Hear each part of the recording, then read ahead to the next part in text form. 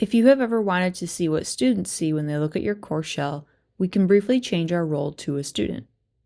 To do this, navigate to the drop-down menu next to your name and picture in the top right, then select Switch Role to. Next, choose Student. When the page reloads, you can now see the course as your students do. Please note that some functions might not work because you are not impersonating a specific student, but just the Moodle role of a student. Things like a simple syllabus or publishing materials will likely have no enrolled student to refer to, so these tools will not display as an enrolled student would see them. In order to switch this back, navigate back to your name in the top right corner and select Return to my normal role.